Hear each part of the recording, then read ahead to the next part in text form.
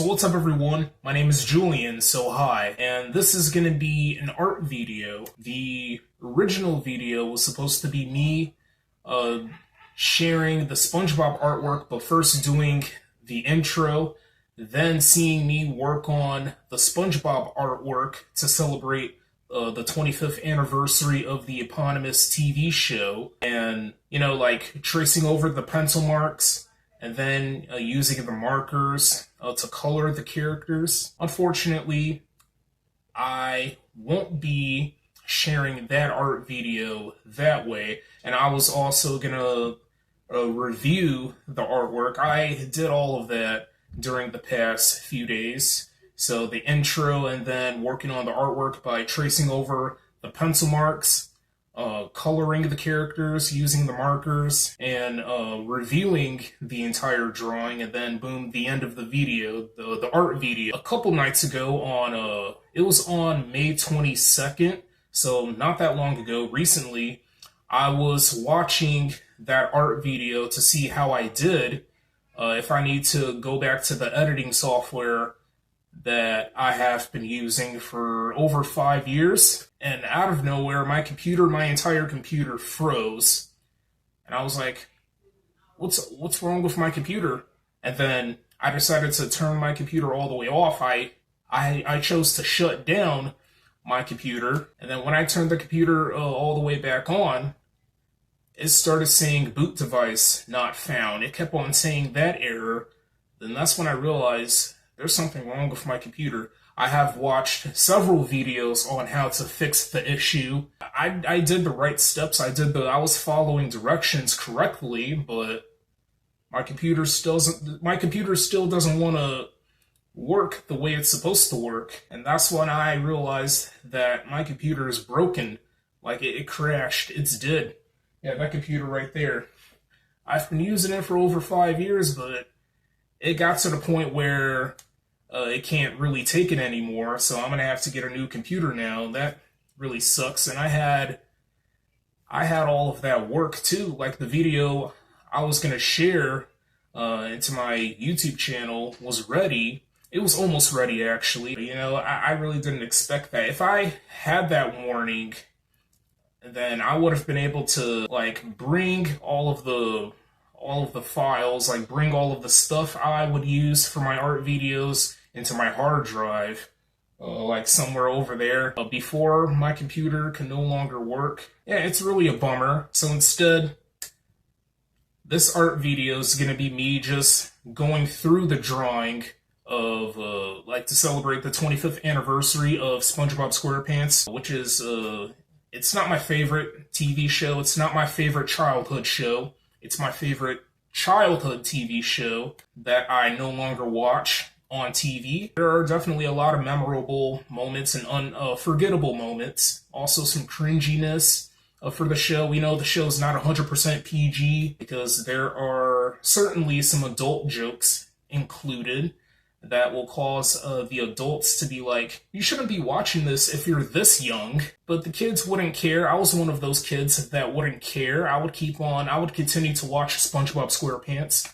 So yeah, the first few seasons of the TV series were a huge success. Like, during the early 2000s, like, the first few seasons were a bunch of sharks jumping out of the water, but then as the series went on, like, maybe ever since the late 2000s or the mid 2000s, then that's when the show really took a dolphin dive. We know the TV show is not that strong anymore or that much of a home run like it used to be anymore, but hey, the crew is still going. They're still putting themselves out there, and I'll give it to them. I have seen the SpongeBob SquarePants movie, a classic movie.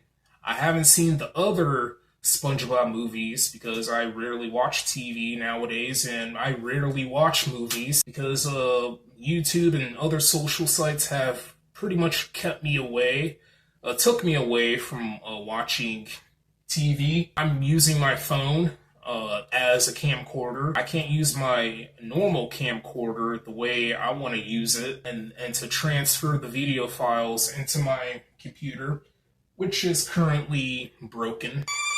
broken.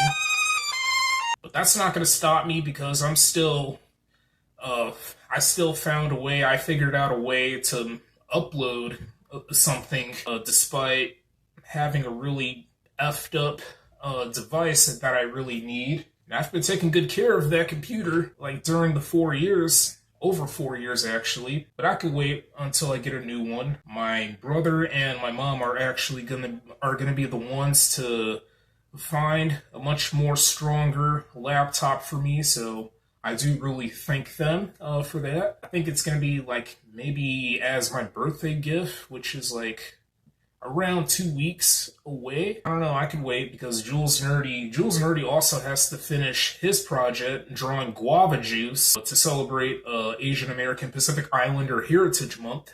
I would say he's over halfway through, but let's just go ahead and review the drawing that I did for the 25th anniversary of SpongeBob SquarePants. So without any further ado, let's go ahead and review the SpongeBob artwork that we did. Okay guys, hopefully you're able to see the majority of these SpongeBob characters nice and well. So the camera's right here, attached to the larger ring light, and the smaller ring light is right here. So that way you guys can see this drawing nice and well. Now, I didn't include all of the minor characters. I know you guys are going to be like, where's this character? Or where's that character? I can't believe you left out that character. I can't believe you left out this legendary character. I know, guys. I know I could have done the research a lot more better, and this artwork could have been a lot more stronger and more superior than how it's currently looking. I mean, look at all of this space I had. I could have added more characters. So, yeah, I really understand, guys. You could slam me as much as you want.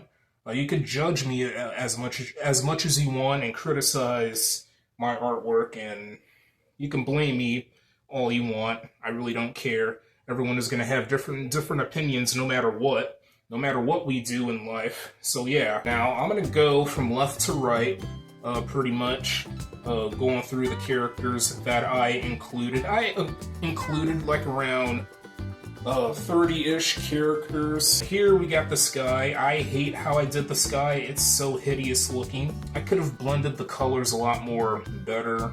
I really screwed up the sky, but clearly, I mean, this may seem like the sky, but in reality, these characters are underwater. They're underwater. Maybe it's just a combination. Yeah, maybe it's only a combination of both the sky and water, the sea. And we got these flowers here, which are very noticeable in every SpongeBob episode, and including a few movies.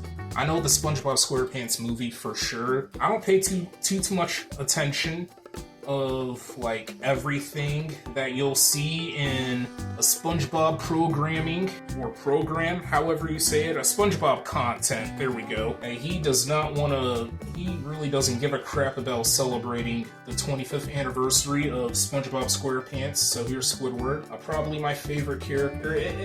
He has a very realistic human behavior, because all of us would struggle and all of us would feel unhappy at some occasions, but at other occasions we have a heart, we have sympathy, we have that compassionate behavior, but for the most part we would struggle trying to achieve that freedom or trying to achieve our dreams.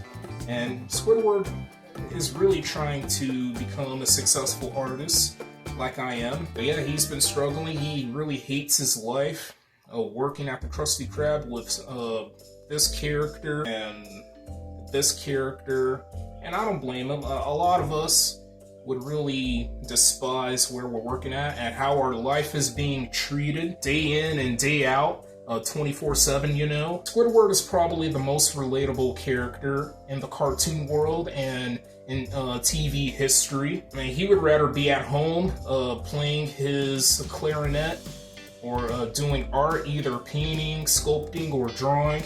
I mean, he could have brought a clarinet with him if he gets bored. Like after being in this picture, he could play his clarinet or bring a sketchbook and some pens or pencils and then do art as he's at this beach here. So these characters are at the Goo Lagoon, clearly, because we got the sand. Up next, we got the Flying Dutchman. I don't know who he's looking at, but he's getting ready to, like, terrify these SpongeBob characters.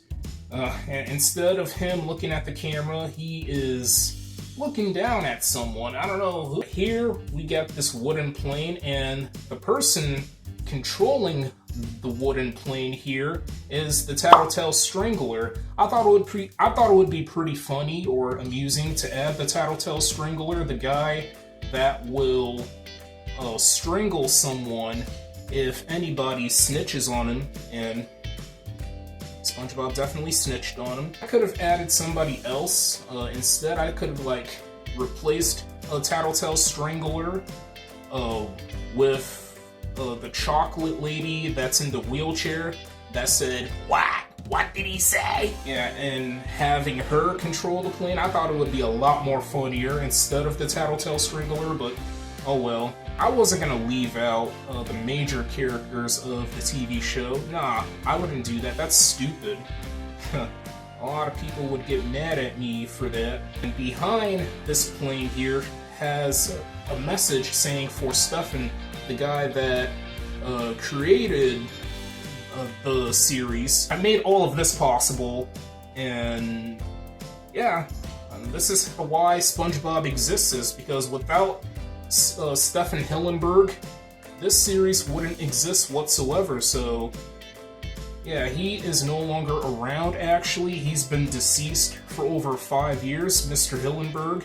So I thought it would be a really wholesome move to add a message, a small message saying for Stefan, known for giving birth to this series. I have seen multiple fan arts online on Google Images that would pay tribute to a deceased animator. A lot of artworks looked really, really nice. I mean, gorgeous. Up next, we got Mr. Krabs' mother, Betsy Krabs. I could have also added Senior Krabs, which is Mr. Krabs' father. Let's say the father is at a retirement home or a senior home, and he couldn't make it to the beach, and he couldn't make it to this picture, so therefore he never showed up to this picture. So sorry, Senior Krabs, and sorry guys for not adding Mr. Krabs' father. Here we got Pearl the Whale, which is the daughter of Mr. Krabs. I don't understand why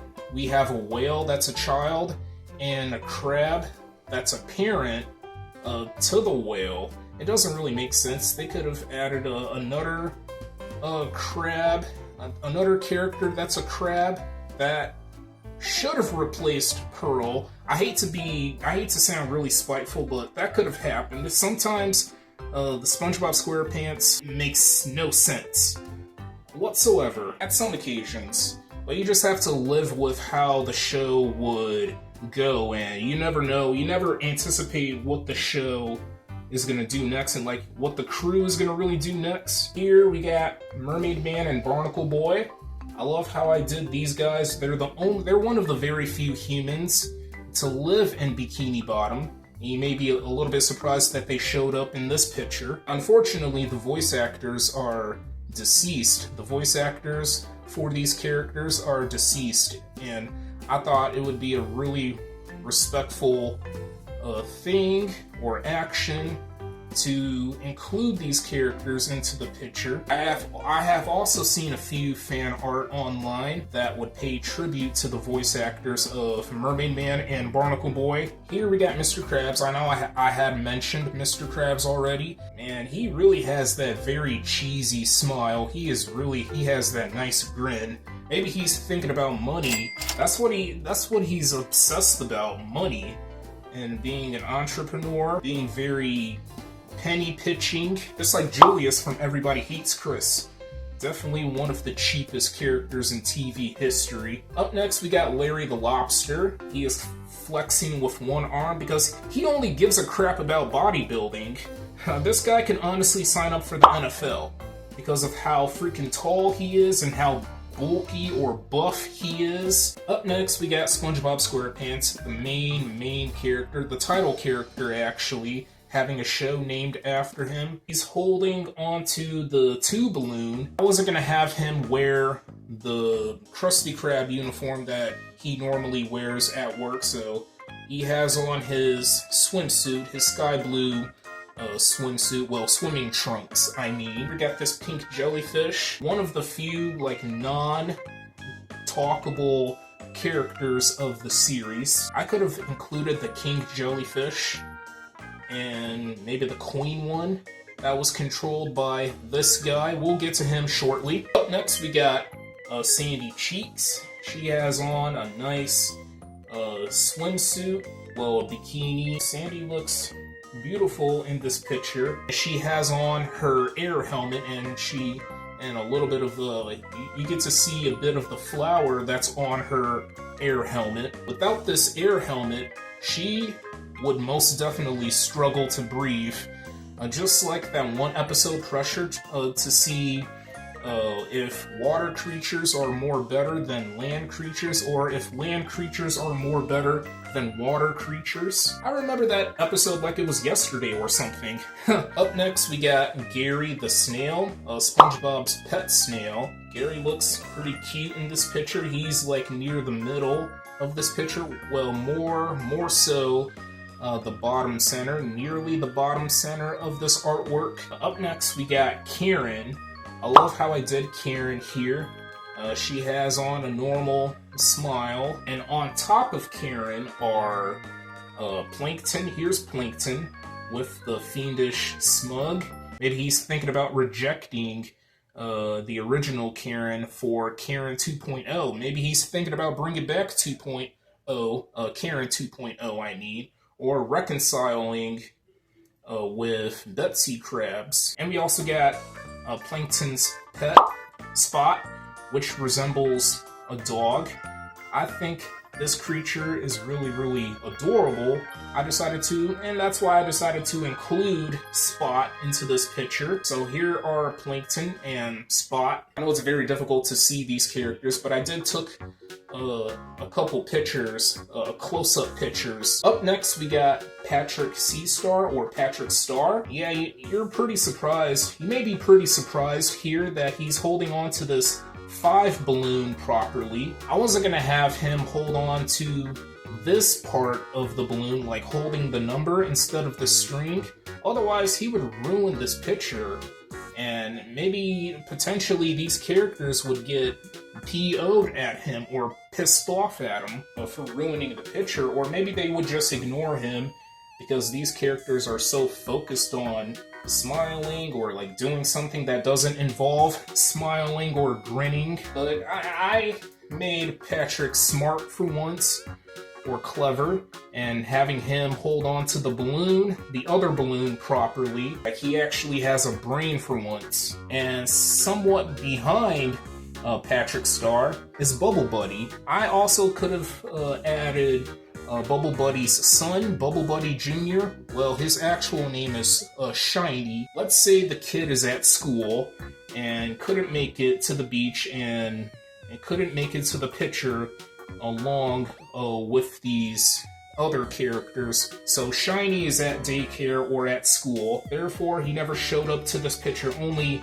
the father. Over here, we got Mrs. Puff. She has a little bit of that smile, but at the same time, she is feeling a little bit anxious about a certain individual ruining her life in every episode that she's featured in. I mean, I don't blame Mrs. Puff, because, you know, SpongeBob is not that good at driving. He is still, like, really green at driving a boat. Involving him using the boats to drive and, like, doing a driving test and failing at every occasion. Maybe one day SpongeBob will get his driver's license, and then Mrs. Puff is gonna be like, oh, thank God, SpongeBob is out of my life. I could finally retire from this boating school that I really hate working at.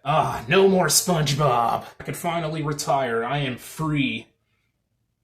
free once and for all. Imagine if we have an episode like that. We do already. I think it's called Doing Time. But if there's like a similar, another episode like that, but then Mrs. Puff actually retires for good after SpongeBob passed his driving test, I think that would be pretty great before the whole series comes to an end. And next to Mrs. Puff, we got Squilliam Fancy Son. He has on the "oh no, he's hot" shorts, and he is like bitter enemies or like an arch rival with Squidward Tentacles. Like, these two people, they don't really get along with one another. One character has a struggling life, and the other character has a very successful life, a rich life, actually. Of course not, I'm filthy stinking rich! Squilliam is like the Elon Musk of the cartoon world. It's like a true billionaire. He has that thick ASS unibrow, like Anthony Davis, that NBA star. I don't mean to roast AD. I decided to include these shorts from that one episode, Squilliam Returns, which is the second time that Squilliam made his SpongeBob appearance of the whole series, to see if Squidward Tentacles could run a fancy restaurant at the Krusty Krab. But the Krusty Krab was never designed as a fancy restaurant, just a normal restaurant. And Squilliam wanted payback after the Band Geeks episode, which is perhaps one of the greatest episodes of the whole freaking series. Sweet victory, yeah! And Squidward and these characters here, except for Squilliam, they were performing a very successful song in front of Squilliam, and Squilliam ended up passing out after experiencing a very strong, intense performance of these characters. Yeah, Squilliam had his revenge in the Squilliam Returns episode. Behind this guy is the chocolate guy. Chocolate! I think this guy is really cool, energetic. I decided to include him into this picture. I wasn't gonna leave him out whatsoever. His real name is Tom, I believe. He is known as the Chocolate Guy, infamously. He is in that infamous episode, Chocolate with Nuts, where SpongeBob and Patrick are trying to sell a bunch of chocolate bars to strangers. I could have also added the chocolate lady again, that's in a wheelchair, and that other lady that's kind of a female dog that refused to get some chocolate. We got Kevin, the sea cucumber, who is kind of a douchebag to SpongeBob. SpongeBob was playing that obsessive fan to Kevin, the sea cucumber, in that one episode. SpongeBob wanted to join Kevin and the rest of the members of Jelly Spotters, and he kind of did, but Kevin was he was being kind of a DICK to SpongeBob, trying to have SpongeBob get scared off, making SpongeBob do dangerous and scary or terrifying things. But SpongeBob somehow was able to overcome all of that stuff. I guess Kevin got karma for all of the things he did to SpongeBob. The king jellyfish terrifying Kevin. So take that, Kevin. Here we got the blue jellyfish that's called Friend. I know blue jellyfishes are very rare, I believe, in real life, but I know it's very rare for the cartoon series, and it was really, really hard for SpongeBob to catch this guy. If I would have gave it a name, I would have called this thing Blutiful. Get it? Blutiful? Sorry for the use of pun there.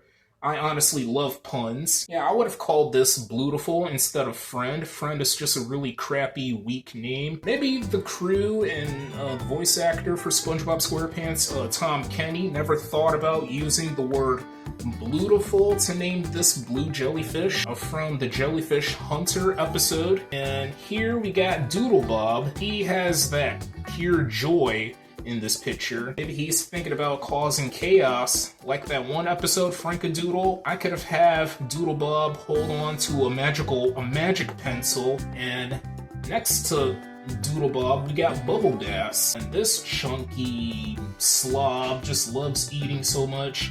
and really destroying SpongeBob's mind in that one episode, Pickles, which SpongeBob all this time knew what he was doing in that episode. He got really confused if he was adding pickles to every Krabby Patty or not, which he was, again, like literally, he knew what he was doing. And look at him, just, he would rather eat his ice cream than look at the camera.